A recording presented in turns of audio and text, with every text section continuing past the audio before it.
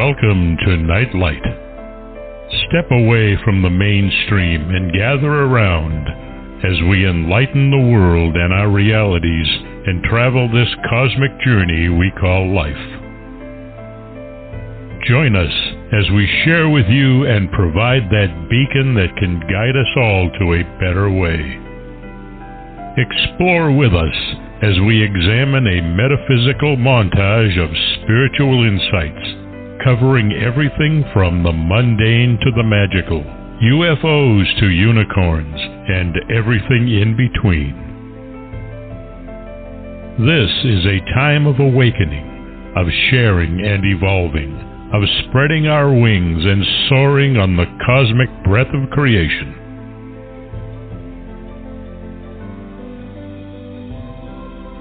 Come and join with other light-minded spirits as we weave our lights together to seek understanding, enlightenment, and, with a little luck, some wisdom. This is Nightlight, a reminder that you are never alone.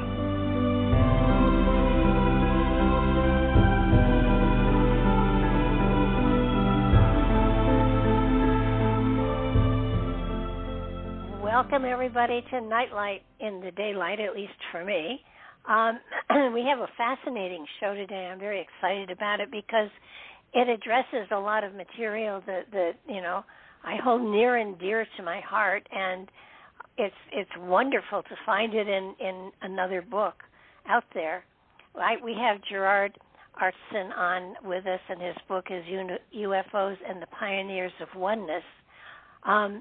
It introduces a unique approach to UFO research. In this groundbreaking new study, researcher and educator Gerard Aartsen brings a comprehensiveness rarely seen in the inquiry into the reality of extraterrestrial visitors. Referencing the findings of systems science, he synthesizes and corroborates key elements from the spiritual philosophical tradition known as the Ageless Wisdom teaching, with cross-referenced accounts of those who have been contacted by extraterrestrial visitors.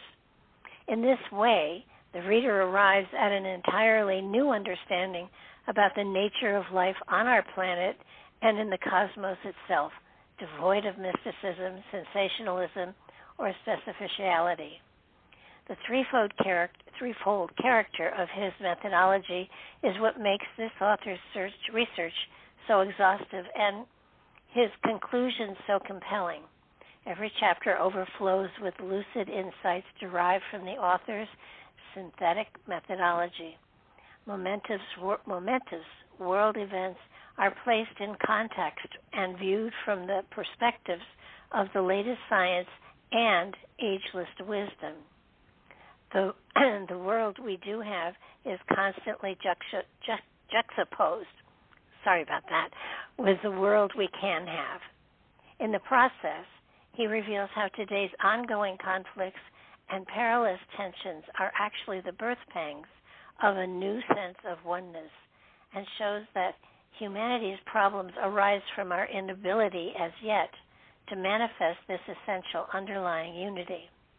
Going well beyond the question if they are here among us, for which there is evidence in abundance, Pioneers of Oneness elucidates the intrinsic nature of the visitors from space, why they are here, and what is significant about their presence for humanity and our survival.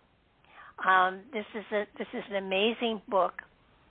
It takes you into new ways of looking at things, and it's sort of like what's old is new again, because this material has been around for a very long time, and yet it hasn't been out there so that people can really grasp it and understand it. And hopefully, in the times that we're going through right now, it'll give us a better understanding of why and what is going on, and how surviving the current issues can lead us into a new understanding of our purpose and our direction and who we actually really are. So without further ado, welcome to the show, Gerard.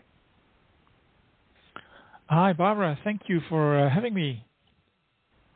Well, it's a pleasure. It's an absolute pleasure. Your material is very familiar to me, and it resonates to me. But I'm old, so it feels very comfortable. But for a lot of people today who haven't been exposed to the ancient wisdom teachings and the ancient masters and all of this material, it's very exciting for me to see you putting it out there in such a way as people will hopefully understand it better. I think that, first of all, for those people out there who don't understand what the Ageless Wisdom teachings are and who teaches them, you want to give us a little bit of a background here of that? Yeah, absolutely.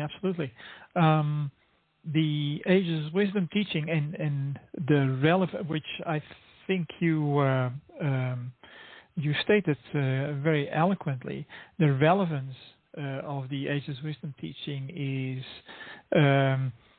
is being reinforced these days through the latest insights from science. But the Ageless Wisdom teachings are a body of teachings that have been gathered, compiled, so to speak, over the ages by those human beings who have gone ahead of us on the path of evolution back to the source, not necessarily physical evolution, although that is what facilitates the actual evolution that we're talking about, the evolution of consciousness.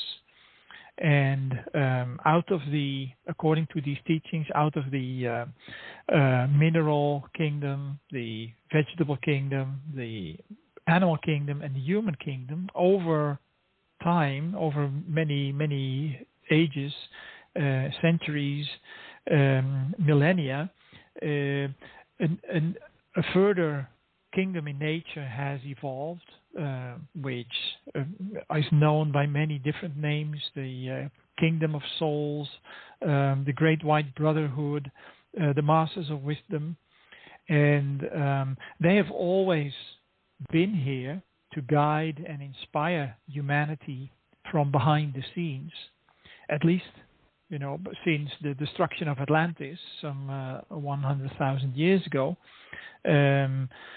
Before that, they were living and working openly in the world, known to humanity of that time. But with the destruction of Atlantis, the last remaining parts of Atlantis, they withdrew into the remote mountain and desert areas of the world. And from there, they have been inspiring and guiding humanity from behind the scenes, sending out a teacher at the beginning or end of every new cosmic cycle. And these teachers we know historically, but also in mythology as Hermes and Hercules and Rama and Krishna and Buddha and Christ and Muhammad. The wisdom teachings as a body of as a spiritual philosophy, so to speak, were mostly lost to the majority of people for a very long time, until they were reintroduced to the modern mind of mankind in the late 19th century through the work of Madame Blavatsky, Helena Blavatsky, in her major works Isis Unveiled and The Secret Doctrine. And they were later expounded on by in the books by Alice Bailey and Helena Rearick and some other authors, and most recently in the books by Benjamin Creme.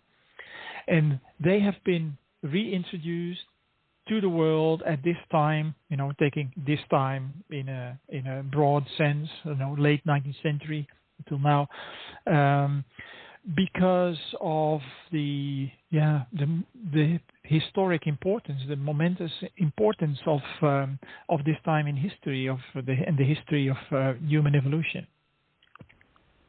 Now, Benjamin Creme, I'm familiar with because 30 years ago or so, I studied in a spiritualist church, and he actually came and wanted to speak at the church, and the ministers were not real happy about it, so he didn't. But since then, he has since passed away, I believe, correct? Yes. He passed away in 2016.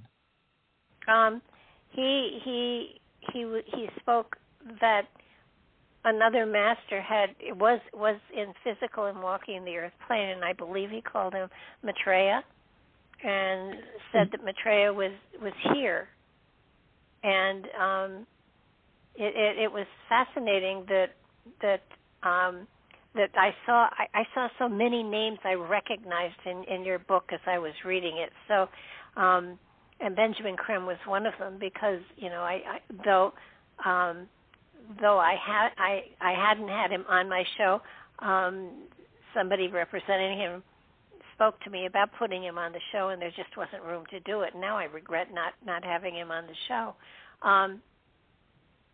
But it appears that at times of transition, at times when the consciousness, awareness of humanity is shifting to another level, those times when conflict is all around us and confusion, that's when these masters of wisdom apparently take physical form on the planet to help the consciousness make the shift. And this is not something that happens overnight. It probably happens over hundreds, maybe even thousands of years. So that this Maitreya that is now in Europe, have you seen him, spoken to him? Do you know of him? Yes, I know of him. I've been working with Benjamin Creme since 1978. And I worked with him for over 40 years here in Holland as one of a network of volunteers, worldwide network of volunteers. And Maitreya is actually the personal name of not just a master of wisdom, but the master of all the masters. And that is also what makes this time so remarkable, because, as I mentioned at the start, a master of wisdom or a world teacher, and in between, cycles, during cycles, masters appear to teach and to heal and to advance, for instance, science or arts, but they don't take on a role of importance or anything so that they would be recognized publicly until sometimes many years later, as happened with the teachings of Christ through Jesus of Nazareth, or the teachings of the Buddha through the Prince Gautama.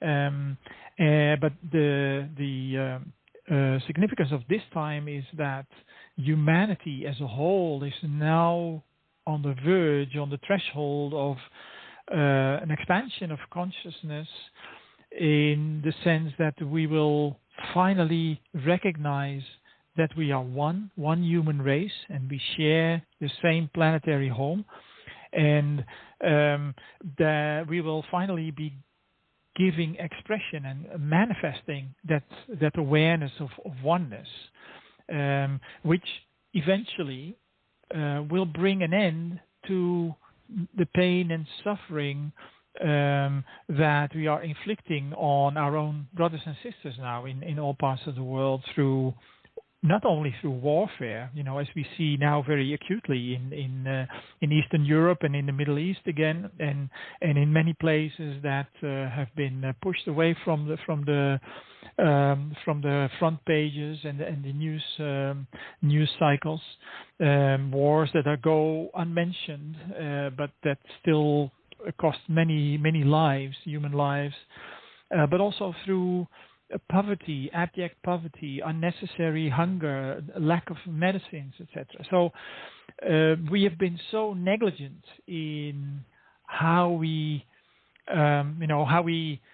profess to be Christians, for instance, in the case of many people, millions of people around the world, and at the same time we allow this suffering to go on. And the same goes for Buddhists and Hindus and people of other religions, or people who simply call themselves humanitarian. We all share the same idea, the same philosophy of the golden rule. Treat others the way you want to be treated yourself, or love your neighbor like yourself. And as a race, as a global community, we are not living up to that. We haven't been living up to that for many decades, maybe centuries. And at the moment, we have entered a time of crises that is bringing home to growing segments of humanity the message and the choice that we have to make. Do we want to continue in the old ways of competition and greed and complacency with the chaos and the conflict and the risk of self-destruction, or are we ready to take a new path of cooperation towards creating justice in the world through sharing of resources and knowledge and know-how and technology, so that we don't have to compete, but we can work together and everyone can contribute their talents, because they have been nurtured from a young age and they have received education, and all these talents that now go to waste can be contributed to the world community. I think that one of the really important things also is that you do talk about extraterrestrials, and what is frequently bothered me is the fact that they come from the same source. And I think that so many people look upon them as alien. They're just not familiar, but they come from the same place.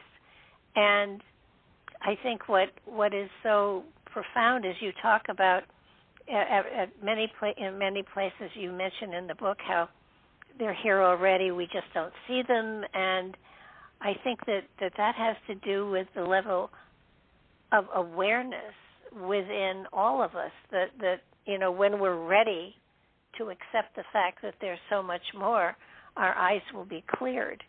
And somebody once asked me,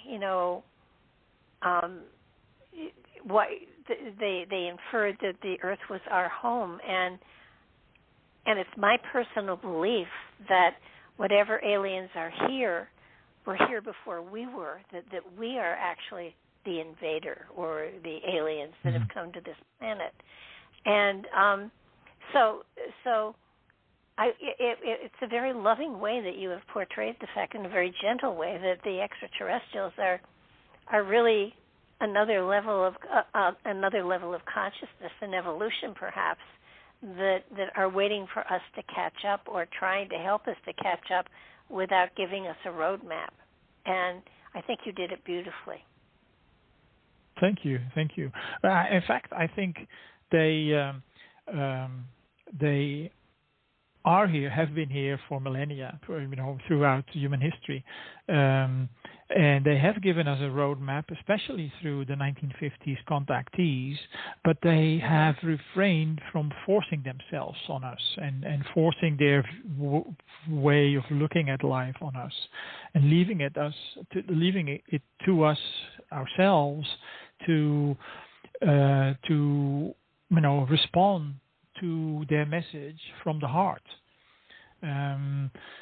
You mentioned that you think that the extraterrestrials may have been here before us, and in a way, in an esoteric sense, that may be true. But you're absolutely right in that they come from the same place. We all share the same source.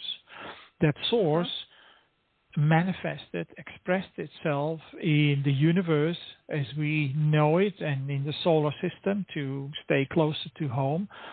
And in fact, Earth, planet Earth, is our home, is humanity's home. And I like the way you differentiated between aliens and extraterrestrials. In one of my other books, I posited the idea that aliens are not the extraterrestrials. Aliens are the humans who are acting against, the human values that we should all strive for, that we know we should strive for, and that we know that would build a better world. Aliens are people who go against all the things that make life worthwhile and that allow us to live according to the laws as they have been taught by the teachers in the past. And the extraterrestrials are our brothers and sisters from our neighboring planets, and they are here in support of humanity, of our transition from the old age of Pisces into the new age of Aquarius. And it's not that they will save us from ourselves. We can only save ourselves from ourselves. The world teacher and the masters of wisdom will not be able to save us from ourselves. We have to do that by responding to the teachings and their inspiration, and by responding to the notions and the information that science gives us and that wise people give us. Think of Nelson Mandela, for instance, or how Mikhail Gorbachev in his day opened the Soviet Union and reapproached or found a rapprochement with the West. We have to respond to what we know is the right thing to do, but for some reason, about half of humanity, it seems, is scared to take those steps, and the extraterrestrials are here in support of humanity, and they have said through the contactees of the 1950s that they will not allow humanity to blow up the Earth. They may not prevent us from extinguishing ourselves, from destroying the human race on this planet, which will then, take millions of years to have to evolve back to the point where we are now. But the planet will be kept intact because that's an integral part of the solar system, and they cannot risk the integrity of the solar system. So, in that sense, yes, they have a certain self-interest, but that will never take over humanity's free will. That will never be imposed on our free will, and it's up to us. Are we going to jump over our own shadows and get rid of our complacency as a human race and start working together?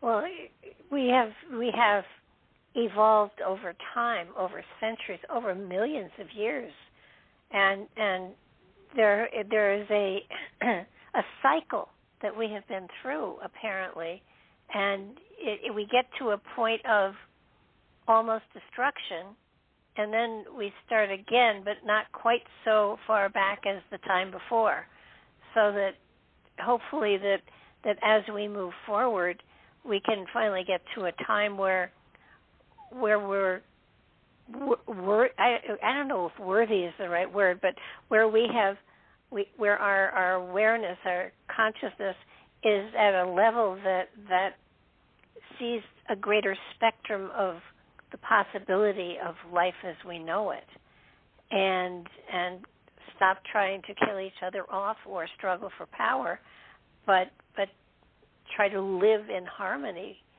And I know that there are many that have memories that go back to before before we became technical, way back to when we could communicate even with our animals, and bring that period back forward in time. But every time we get to a certain point, and I do believe these cycles have happened many, many times, and we're at one of those junctures, and it's not going to happen overnight. That's what is frustrating, because you see it beginning to happen, and you know it's not going to be an overnight change, but there is a change coming from the Aryan philosophy into a better place, a better time. But it's like birthing. We're birthing a new aspect of ourselves, and as a person who has been through the birthing process, it's painful, and very true. It's not easy, and it takes time. And for the birthing of a new consciousness, a new awareness, it could take hundreds of years. I mean, and of course the masters of time, they got all the time in the world. So, right. They really aren't concerned. But with only a simple lifetime to work with, you have the hope that you're seeing the beginnings of a time that will be a gentler time for all of humanity. Absolutely, absolutely. The interesting thing is, there's a few points I wanted to respond to, and I'll try to remember them one by one. The interesting thing is there was a Chilean contactee, Enrique Barrios. He wrote a beautiful little book, Ami, Child of the Stars, and in it, it's written as a children's book, but I believe that it encapsulates the teaching that he received from his extraterrestrial contacts, and he is told that there is more love in human beings now than in the past, except we are still caught up in the old structures, the old systems that are the result of our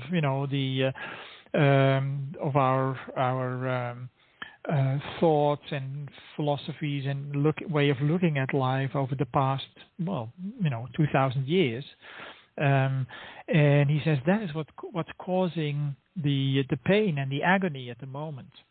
We are going through a transition, and it is indeed, the pain that we see in the world, although for a large part unnecessarily caused by our own complacency and refusal to change, are indeed the birth pangs. But it is. It is the change is inevitable, because the solar system has moved and is still moving away from its alignment with the constellation of Pisces, which imbued and gave humanity the characteristics of individuality and idealism, into the sphere of influence and an alignment with the constellation of Aquarius, whose keynotes are synthesis and unity. And these seem to be completely opposite to what we're experiencing in the world at the moment. And that's where the enormous friction comes from, because we are so humankind, we are so afraid of that we have to give up our individuality. People are afraid of a one world government or a new world order, because they misunderstand the word unity, and they misunderstand the word freedom. Unity doesn't mean uniformity. Unity means coming together of people of all kinds of backgrounds and talents and viewpoints, etc., to get the richest possible unity and pool to work from to further our civilization.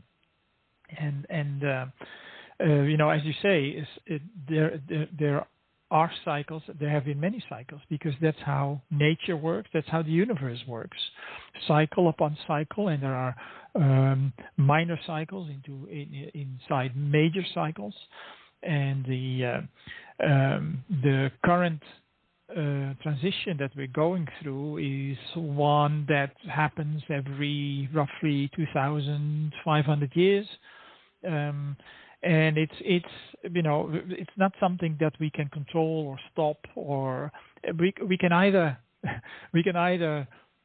go with the flow in that sense and open up to the new energies and what they present us with and what they offer us in terms of new insights and new ways of dealing with each other and ways of building new structures that will suit our purposes and our humanity in any case. And as you say, to live in harmony. To live in harmony, we need to be able to share. We need to be able to see the other as ourselves, and to see and recognize that their needs are exactly the same as our needs. And we find that not only in the Golden Rule that I mentioned, but also in Article 25 of the United Nations Declaration of Human Rights. That guarantees, just by right of being born into the human kingdom, adequate food and healthcare and housing and education for everyone, every man, woman, and child in this world. And we could have started doing that 40, 50 years ago. But then came the politicians who promised us greater freedom. And the market and the forces of the market were, as they presented it, and I'm talking about the people who shaped Ronald Reagan's policies, and in the UK Margaret Thatcher's policies. But they were certainly not the only ones, because there have been many others from different parties all over the world who subscribe to the same mindset of market forces giving people freedom. But market forces only work for people who have economic power and financial means already. So the playing field was never level, was never fair. And what it has done in the last 40, 50 years is make the rich people even richer, and the poor people are left to work in sweatshops and unable to get a pension or pay for the student loan or afford a house or things like that. So this kind of inequality is a result of policies that were set in motion only 40, 50 years ago, while at the same time there was a beautiful program that was proposed by, maybe some older listeners remember, the Brandt Commission, chaired by the former German Chancellor Willy Brandt. And he gathered together a large group of former diplomats and politicians and economists from across the political spectrum, not just the left, not just the right, but across the whole spectrum. And their recommendations were, in a word, sharing. We should share what the riches that are now accumulated by the West, mainly with Australia and Japan at the time, in order to avoid the crises that we now see mounting by the day, climate crises, migrant crises, the economic wars that are being fought in different parts of the world, as I mentioned. So, it's this fear of change and being caught in the structures, the old structures of the old world, and these old structures need to crack open. And that's the birth pangs that you were talking about, and it needn't be through horrific wars as we are seeing now, but because too many of humanity are still resisting, and some people are trying to keep us in thrall of materialist values. Unfortunately, in this world, war is the ultimate valve, it seems, through which these tensions are coming out. And It's very unfortunate, but at the same time, I believe it's a sign of the old structures failing and crumbling. Well, I agree, they are. And I think lots of times when you talk about, living in harmony, people misconstrue and don't understand. Harmony is not everybody being the same. Harmony is everybody having their own tone, but having it mesh with other people's. Harmony needs to have many different additions to it. It's not just one thought, one mind, one whatever. It's a combination in music of musical notes that blend together. They are independent, yet they create a greater harmony and a chorus, if you will.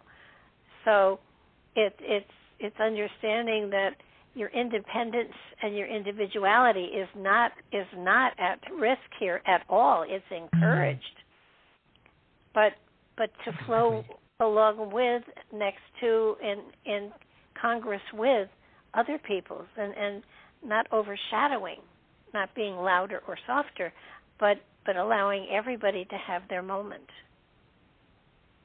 And their role, and take part, it's a nice metaphor you're using. A symphony. We could be part of a cosmic symphony. At the moment on Earth, we are not even a planetary symphony because there's so much discord, but if everybody would be allowed to contribute their tone, their individual tone, there would be a beautiful symphony, and Earth would take its place among the other planets and the stars, and there would be we would be well on our way to the exploration of cosmos and space that are still largely a mystery to us. Well, and I think you mentioned that that there had been a protection put around the Earth so that we would have the time to come into our own on our own, as opposed to somebody else coming in and telling us what to do, how to do, and be enslaved by them, literally. So, it is a struggle. There's no doubt about it. But I think that humanity as a whole is going to come out of this victorious, but it's going to take a lot longer than I probably have on this earth. But I'll come back. I mean, it's the nice thing is you can come back and check it all out in a couple hundred years if you want to. You will come back. Yeah, it's not a choice. It's the law of rebirth, the law of reincarnation that propels us back into this world until we have resolved all our karmic knots. And until we have reached that point on the path of return where we are where we are masters of our lower selves and masters of the lower planes of the expression of the manifestation of life, and we are ready to get on the cosmic paths individually, even of evolution. Yes. Then we start all over again, in a manner of speaking. So that it's a lovely trip, and I know people have said to me, "I'm never going to return to Earth," yada yada, and my comment back is probably your personality will never come again, and lots of us are grateful for that. But your spirit is going to come back. So. And that's something, if I may, that's something that many people seem to forget or are not aware of. But it's the soul, the individualized spark of God, divine spark, that takes incarnation and that is involved in this journey of evolution of consciousness. It's a journey of return to the source of consciousness. But then fully self-aware. when and these are esoteric teachings that people can read back in the books written by Alice Bailey specifically. She's very, very detailed in that respect and very, very enlightening. But the human soul began to take incarnation on this planet 18.5 million years ago. That's when the group souls of the animal kingdom some of the group souls were individualized, and that's when souls, the spirit aspect on this planet, was imbued with was given this divine self-awareness. But of course, it was completely unaware when this first happened, and we have since in the past 18.5 million years we have gone through many major cycles, like the Lemurian cycle, where the continent of Lemuria was the main landmass on Earth, but that took many millions of years. That was followed by, and in that cycle, during that cycle, the physical body of the human kingdom was perfected, more or less, although it was much coarser than it is now. And that was followed by the Atlantean cycle, when Atlantis was the main landmass on this planet, in which humanity developed its emotional apparatus. Its sensory responsiveness, and that's where most of humanity at the moment now is still focused for the most part. In the current cycle, which we've only started, I believe, 100,000 years ago, we are developing our mental instruments, and yes, we have come a long way in the sense of using the lower mind, the lower planes of the mental plane, but and that has given us incredible technological advancements, but it's still nothing compared to the technology that was available in the time of Atlantis. And so it's this whole journey of individual souls with self-aware consciousness that is taking place, and that will lead us through the evolution of consciousness on this planet, and then on to higher paths of evolution through cosmos, back to the source, closer and closer to the source. And it's also, that journey of evolution of consciousness that is protected for this planet by what you mentioned, the ring of light that has been placed around this planet. I found it was interesting. I first heard about this ring of light in Benjamin Creme's talks and books. He said that the extraterrestrials who are here to support humanity placed this ring of light around the planet in protection against extraterrestrials from less evolved planets in our solar system. Yeah, so some planets are more evolved, like Venus and Saturn and Jupiter. Other planets are around the same stage as Earth, like Mars. But there are also planets that are less evolved, but yet people there, the humans there, have not made the same mistakes that we have on Earth, and so they have spacefaring technology. But they have, other motives, and they would try to influence things here to their own benefit. And this is prevented by this ring of light that was placed around the planet, I believe, in the 1950s. And it was very interesting to read a very similar comment by the American scientist who wrote a book about his or referenced his work alongside an extraterrestrial scientist in one of the many secret labs in America. He wrote under the name of Michael Wolff, and he said he was told something very similar, without being aware of what Benjamin Creme said. And still later, I found the same statement from the Canadian contactee, Wilbert Smith, who said something in the late 1950s or early 1960s. And so this ring of light, this protective ring, keeps out negative force, negative in the sense of people who are not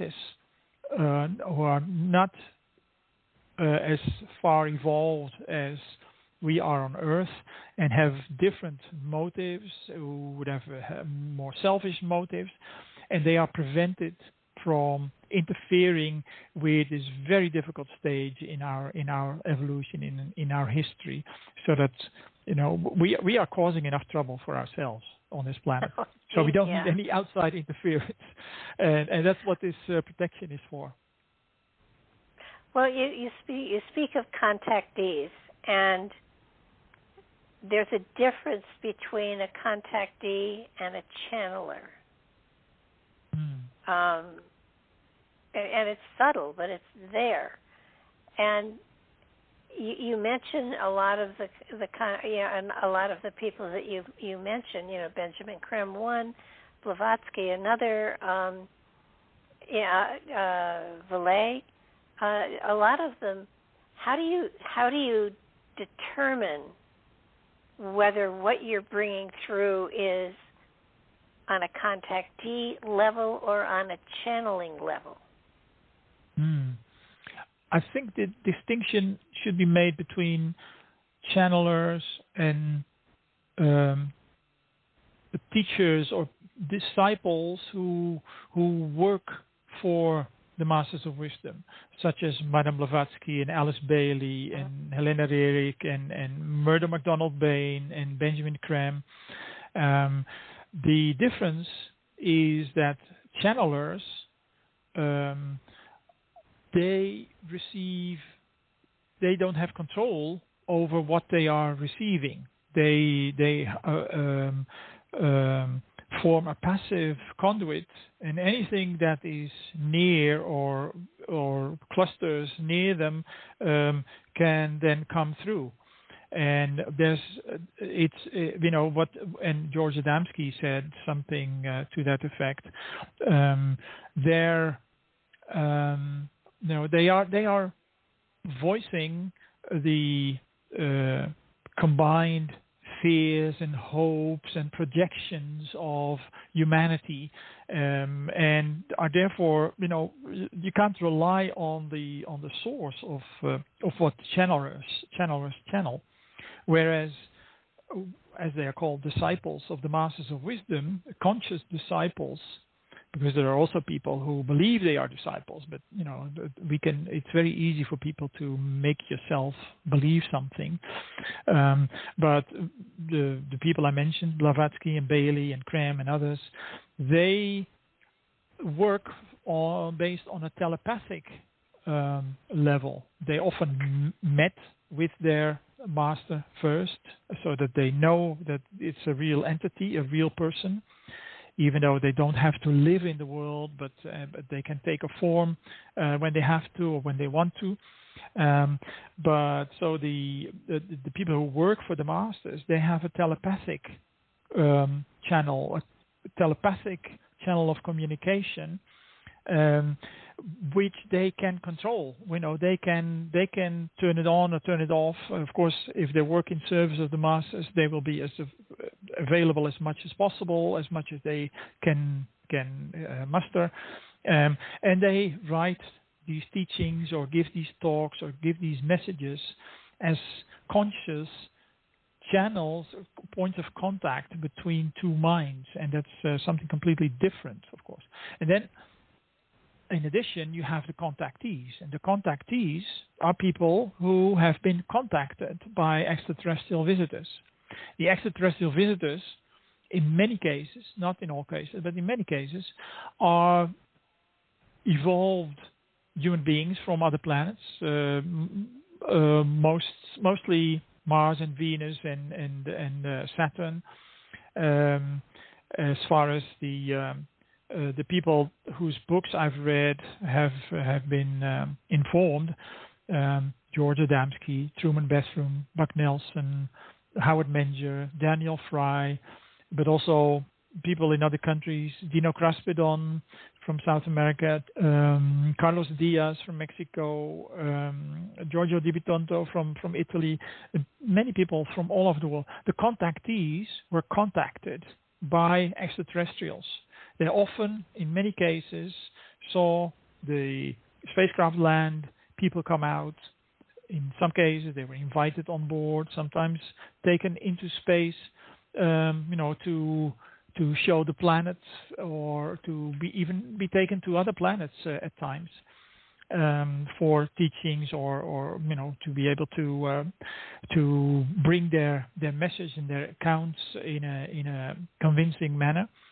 And these contactees, I believe, especially from the 1950s, but because there's so much, they have so much in common in their accounts, that I believe they form a solid touchstone to determine, or if the accounts of later contactees are genuine or should be considered seriously or not. And I'll tell you why. Because in the 1950s, the contactees were given this message that we've been discussing, of the need for international cooperation to avert, nuclear destruction, and unnecessary conflict, and international cooperation for, creating equal circumstances, humane circumstances for living for every human being. And that was at the time of the Cold War. So international cooperation and Cold War are not necessarily going together easily. And so the authorities at the time, when they saw that these contactees were garnering more and more interest from the public, they began not only to cover up, as they had been doing since the Roswell crash, or maybe even before, but they began a disinformation campaign. And in order to confuse and scare the public, to make them scared of extraterrestrial visitors. So you got this whole string of Hollywood movies of Martian invasions with death rays and things. But on top of that, even especially in the 60s, a whole string of abductions. It's very interesting because the early contactees never spoke of having been abducted. And there were no accounts from the 1950s, as these people were coming forward and sharing their experiences of being abducted. The first account of someone having been abducted appeared in 1961. And after that there were many others, I believe, and and that's also based on the findings of, for instance, Stephen Greer about Black Project, that these were staged experiences. People were either drugged or influenced under hypnosis and made to believe that they had been abducted by aliens. So the experiences were real, except they were not. They didn't involve extraterrestrials. They were, secret operatives, government operatives, in order to confuse and scare the public. And later we had the cattle mutilations and all these atrocities. But actual contactees, the message of the actual contactees is very much in tune with the Ageless Wisdom teaching. And the Ageless Wisdom teaching, as I show in my book, is now being corroborated by, in part, quantum science and system science, which shows that there's a steady evolution towards greater and greater unity and oneness in living in all kinds of manifestations of creation, whether it's minerals or animals or planetary systems. Well, it's really, there's so much material here. There's so, you can go so deeply into it all. We're almost out of time, and I do want to stress that your book is just a magnificent expose, if you will, of what's going on. And if anyone is interested in to me, it's all spiritual. And when you stop to think about it, it has to be because we're spirits on a human journey. So it has to come from the spirit realm. It just has to. And yes, then we manifest it into the physical, or we incorporate it into our physicality so that we can share the information that we do bring from the stars, literally. And it's an amazing book. It was it's a kind of book you want to go back and read over and over again, and then you want to go and check out Adamski and Jacques Vallée and Madame Blavatsky. I only chuckle because her book is so big. But wonderful material. That's not a book that you read from cover to cover. No. No, you don't. And no. But it's the kind of book that you read and then you assimilate what's appropriate for you, and then you go on for the next section of it. It's like Manly P. Hall's book too, The Secret Teachings of the Ages. I mean, that's not a cover-to-cover book either, but it's phenomenal.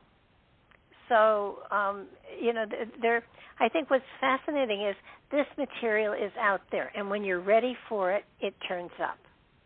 If you're ready for it, you hear about it on a podcast or whatever, and you start your search and your journey, so that happily we can put your book out there, your material out there, and happily we have a lot of people that follow the show, and we've got over 500,000 views, so that it circles the globe, and if it just triggers a little bit in a few people's minds, that's a few more, and this is a ripple that becomes a swell, that becomes a wave, that becomes a tsunami of spiritual awareness.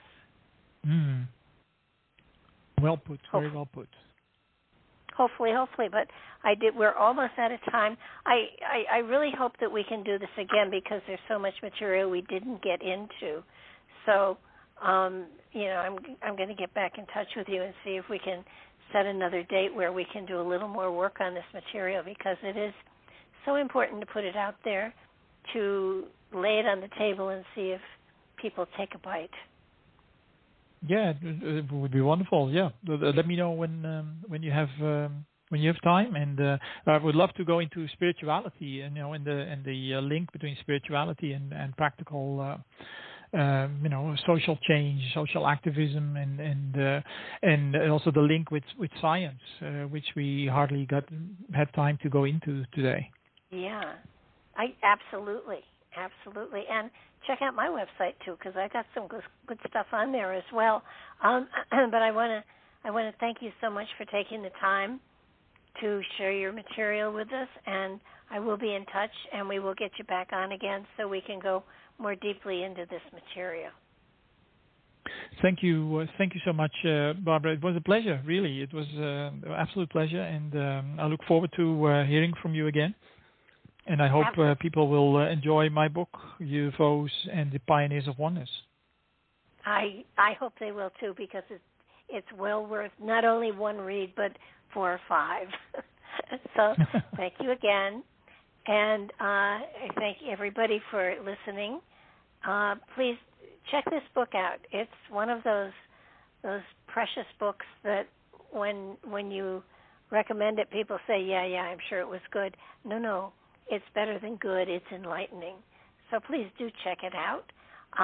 Mark has a great show coming up tomorrow, and I'll be back again next Monday. So for today, have a good one. Stay in the sunshine if you can, and spread a little bit of it wherever you are. Bye-bye now.